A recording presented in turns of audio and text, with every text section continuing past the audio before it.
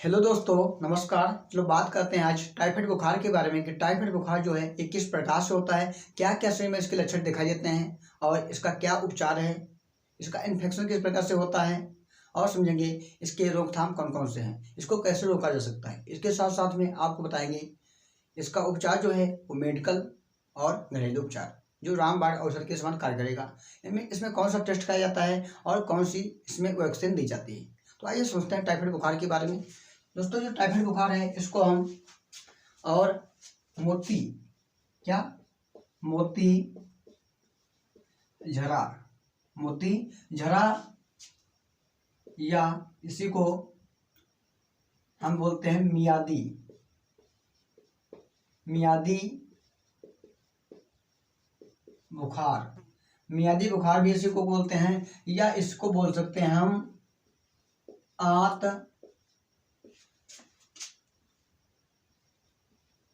ज्वर। क्या बोलते हैं? आंत ज्वर। क्योंकि आंत ज्वर ये क्या होता है, ये जो बुखार होता है जो इसका कारक होता है वो आंत में ही रहता है, इसलिए को हम इसको आंत ज्वर बोल सकते हैं या मियादी बुखार या मोती झरा के नाम से भी जानते हैं टाइफाइड बुखार को। एक टाइफाइड जो है ये एक अंग्रेजी शब्द है, ये जो है इस नाम से भी हम इसको जानते हैं। तो दोस्तों ये कैसे होता है, तो इसको ये होने के लिए क्या होता है, इसमें एक जीवाणु होता है जिसके द्वारा ये रोग होता है, जिसको बोलते हैं रोगजनक। क्या होता है? रोग जो जनक होता है वो होता है एक जीवाणु। रोगजनक वो कौन सा है, यानी पैथोजन, इसको इंग्लिश में बोलते हैं पैथोजन। रोगजनक को पैथोजन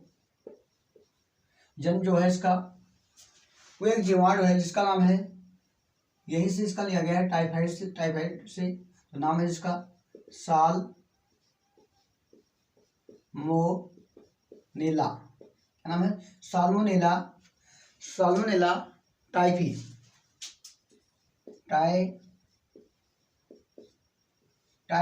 इसका नाम है जीवाणु का। इसका नाम है जीवाणु का नाम है, यही क्या कहता है इस बुखार को उत्पन्न करता है। इसका इन्फेक्शन कैसे होता है, कहाँ पर पाया जाता है, आइए समझते हैं आगे। तो इसका इन्फेक्शन होता है यानी संक्रमण जिसको बोलते हैं इन्फेक्शन। जो इन्फेक्शन होता है वो होता है दूषित जल या भोजन। देखो रोगी में क्या होता है, दूषित भोजन व जल, और क्या होता है भोजन व जल, दूषित भोजन व जल के द्वारा और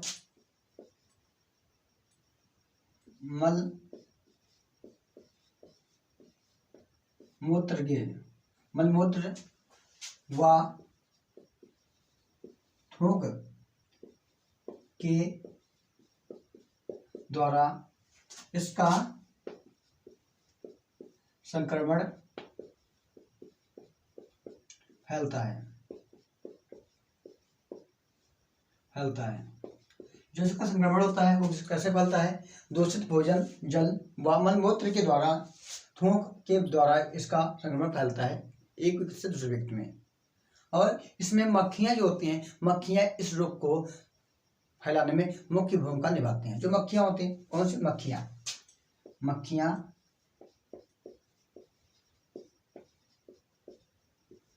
मक्खियां जो होते हैं इस रोग को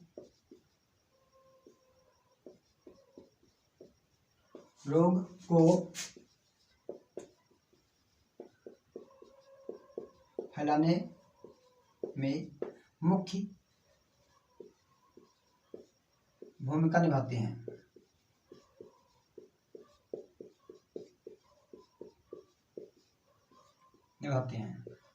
क्या होता है दोस्तों, जो मक्खियां होते हैं इस रोग को क्या कहते हैं, निभाने में मुख्य भूमिका निभाती है। ये रोग मक्खियां बहुत ज़्यादा करवाती हैं, क्योंकि क्या होता है मक्खियां जो होती हैं, मान लो इसमें ये भोजन या मान लो कहीं पर इसका ये जो है कहीं पर ये है या जल में है या मलमूत्र या थूक में है, तो मक्खियां वहाँ पे बैठी इन्होंने क्या किया, ये मक्खियां घातक लेके आ गई।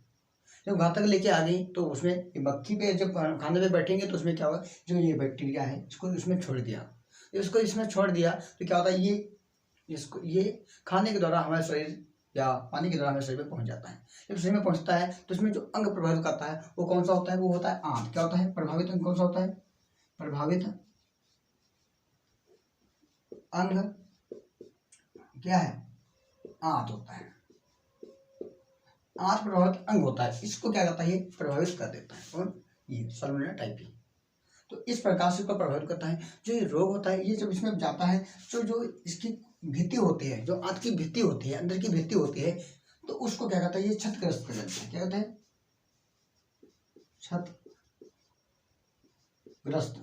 क्षतग्रस्त कर देता है। जिससे क्या होता है? वहां पर क्या होता है? वहां पर खूनी नासूर बन जाते हैं। क्या हो जाते हैं? खूनी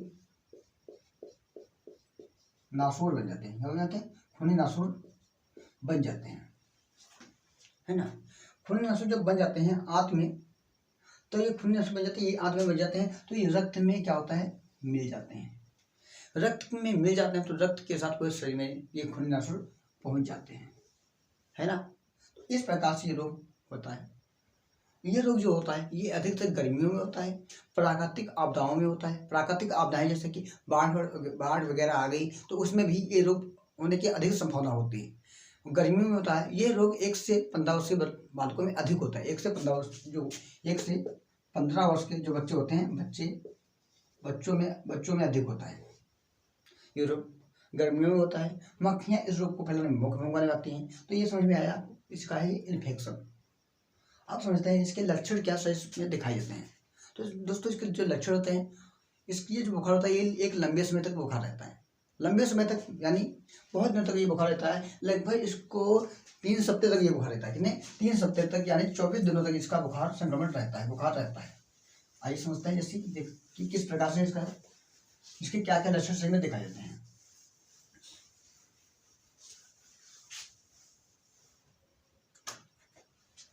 जो बुखार होता है यानी लक्षण,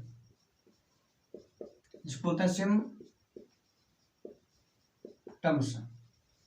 सिम्टम्स बोलते हैं लक्षण को। इसका लक्षण होते हैं दोस्तों क्या? ये जो बुखार होता है ये लंबे समय तक रहता है, यानी 3 सप्ताह तक रहता है। जो इसके शुरुआती में पहले सप्ताह में होते हैं वो लक्षण क्या होता है? बुखार रहेगा और शरीर में दर्द रहेगा, बस थोड़ा बहुत।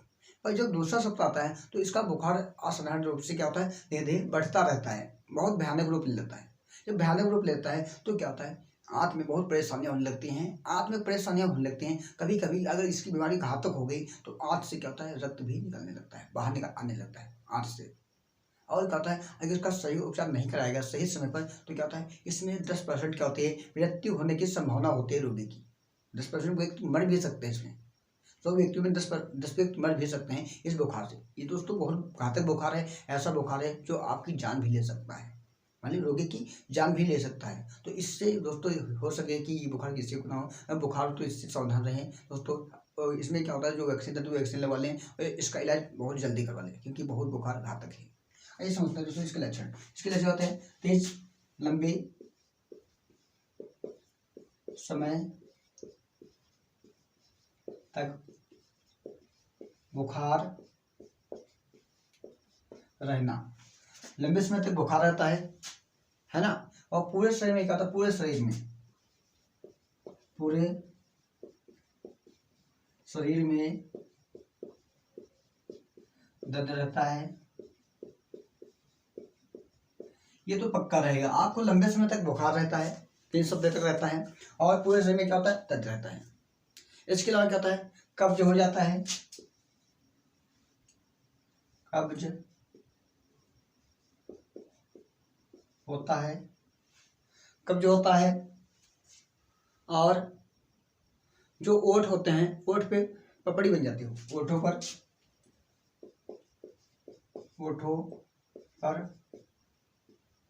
पपड़ी बन जाती है। ओठ होते हैं, इनमें पपड़ी बन जाती है। ये ओठ हो गए, पपड़ी निकलने लगती है, इस बुखार में बन जाती है।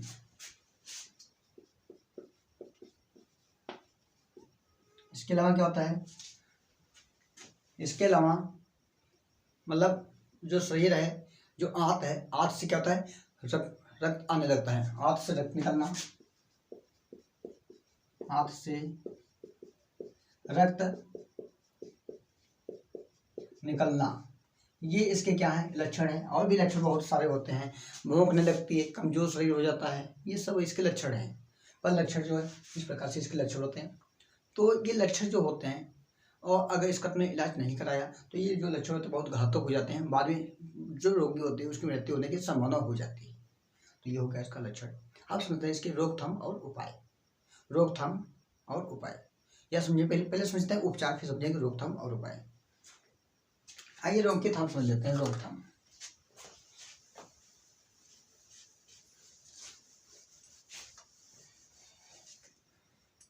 रोकथाम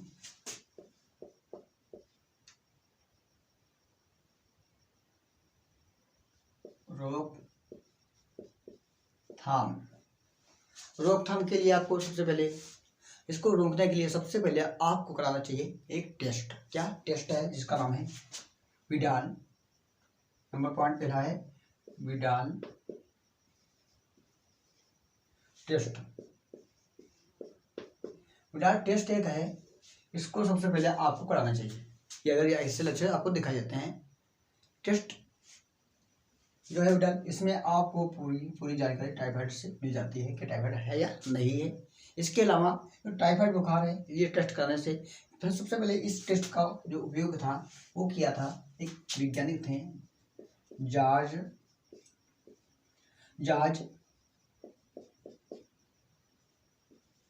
क्या लिखा है फर्नांड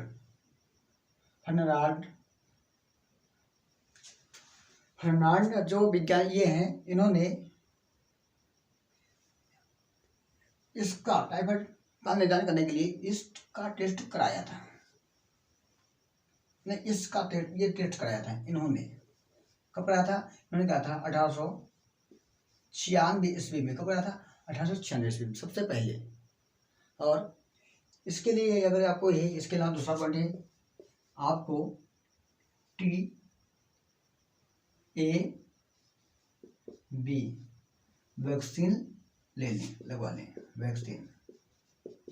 दूसरा पॉइंट ये है कि TAB एक वैक्सीन होती है जो इसमें लाभदायक होती है, उसको लगवा लेना चाहिए। आपको पता है कि जब ये टाइफाइड हो जाता है तो इसमें 14 इंजेक्शन लगते हैं, 14 वैक्सीन लगती हैं। वो कौन सी वैक्सीन होती है? वो होते हैं TAB वैक्सीन होते हैं, इनको लगाया जाता है 14 वैक्सीन। कौन कौन? इसका नाम क्या है? टी मतलब टी का मतलब क्या? टाइफाइड। क्या होता है? टाइफाइड। और इसको बोलते हैं पारा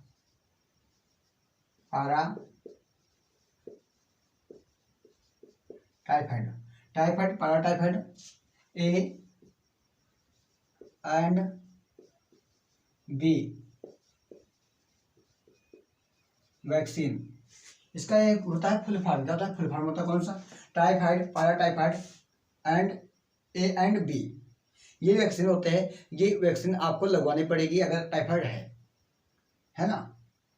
और क्या होता है इसके अलावा, इससे बचने के लिए आपको जो भी खाद्य पदार्थ खाएं उनको अच्छे से तरह से धोकर साफ सुथरे खाएं। और जो भी बाजार से वस्तुएं खरीदें, खाने वाले पदार्थ खरीदें तो उनको वैसे पदार्थ खरीदें जो ढके हुए चाहिए। अगर बिना ढके हुए पदार्थों को नहीं खरीदना चाहिए। जो भी घर में आपका खाना बचे या खाद्य पदार्थ हैं उनको हमेशा ढक कर रखना चाहिए। ये आपको सावधानी रखनी है। इसके अलावा जो भी आप अपने व्यक्तिगत स्वच्छता बनाए रखनी चाहिए। जो आपके घर में गमले, टंकी हैं, इसमें पानी जमा रहने नहीं देना चाहिए, जिससे क्या होता है मक्खियाँ वहाँ तक आपके भोजन तक जीवाणु को यानी इसको ना ला सकें। इस प्रकार से आप इनसे बच सकते हैं। आप समझते हैं इसके उपचार क्या क्या है। तो उपचार दोस्तों इसके जो हैं वो हैं, जैसे कि मेडिकल पे जो है मेडिकल वाले, और कुछ घरेलू भी होते हैं। घरेलू तो हो सकता है सभी को पता हो, ये ऐसे उपचार ही हैं जो बहुत बीमारी जो है बहुत तेजी से चलती है। तो उपचार जो है, उपचार जैसे कि मेडिकल पे मिलेंगे आपको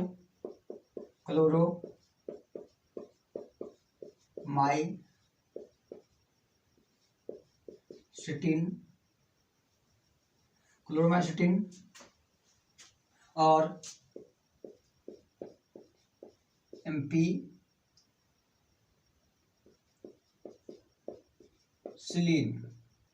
एम्पिसिलिन। इसके अलावा मिलेंगे आपको टेरामाइसिन,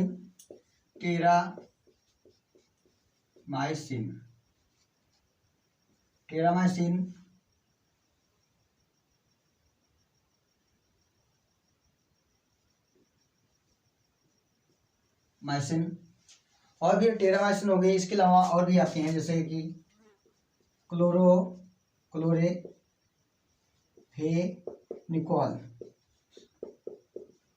ये जो औषधियाँ हैं, आदि औषधियाँ आप इस बुखार में ले सकते हैं, टाइफाइड बुखार में। पर इन औषधियों को लें तो डॉक्टर से सलाह लेकर ही इन औषधियों को लें। इसके अलावा जो घरेलू उपचार हैं, जैसे कि घरेलू उपचार में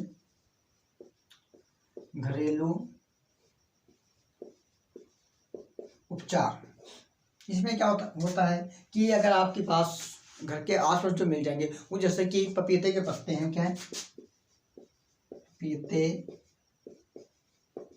के पत्ते। सबसे पहला पार्ट ये है पपीते के पत्ते, और इसके साथ में क्या होना चाहिए, साथ में बकरी का दूध। ये दो चीजें इस बुखार में अमृत के समान है, रामबाण औषधि के समान है। इसके अलावा इनको लेने से आपका बुखार ठीक हो जाएगा। इसके अलावा ये हो गया, इनको पीस मतलब इसका ये, जैसे कि ये पत्ते हैं, इनको बांट कर या पीस कर घोल बना ले, एक घोल बना के और गिलास में के साथ दूध के साथ पिए। ठीक है, गिलास में बना ले और दूध के साथ पिए पत्तों को, बस बुखार ठीक होगा। इसके अलावा एक आता है गिलोय। क्या गिलोय, यानी गिलोय को जानते हो, नहीं जानते हैं बताते हैं। गिलोय होता है आपके पास आसपास जो पेड़ पौधे होते हैं लंबे लंबे, उन पे क्या होता है, गोंडी के रूप में ये होती है, जैसे कि पत्ते जो इसके होते हैं पानी के जैसे होते हैं, अब तो गाँव में, देहात में जो गाँव होते हैं, गाँव में हमारे आसपास जो गांव है या आपके आसपास जो गांव है, वहाँ पे जो बॉडी होती है उसको लोग काट के उसको बेचते भी हैं, बिकती भी है, क्योंकि ये क्या, इस बुखार में जाती है, टाइफाइड बुखार में जो औषधियाँ बनाई जाती है इसी से बनाई जाती हैं। जो इसके डंठल होती है, डंठल को सुखा कर इसको पीस कर पाउडर बनाकर इसका उपयोग किया जाता है बुखार में, है ना। तो ये गिलोय हो गया, इसको ले सकते हैं आप, इसके पत्तों को पीस कर गुड़ बनाकर पी सकते हैं। इसके अलावा और इसमें जो होता है तुलसी की पत्तियों को उबाल कर पिए, है ना। और जैसे कि कीवी फल, पपीता, नारियल का पानी, जूस अनार का, ये इन औषधियों को आप इसमें ले सकते हैं आराम से, और इनसे आप इस प्रकार से इस बुखार से बच सकते हैं, बुखार को भगा सकते हैं। तो अगर वीडियो पसंद आई हो तो वीडियो को लाइक करना दोस्तों, इसके साथ साथ अपने दोस्तों के साथ इस वीडियो को शेयर करें, क्योंकि ये जो बुखार है सबको पता होना चाहिए किस प्रकार से होता है और इसमें किस प्रकार से इससे बचें। हम बचना इससे बहुत जरूरी है, क्योंकि एक बहुत घातक बीमारी है, जो जानलेवा बीमारी है। और क्या दोस्तों, अगर चैनल पर पहली बार आए हों तो चैनल को सब्सक्राइब कर लीजिए दोस्तों। बस आज की वीडियो में इतना ही, अब मिलते हैं अगली वीडियो में। धन्यवाद।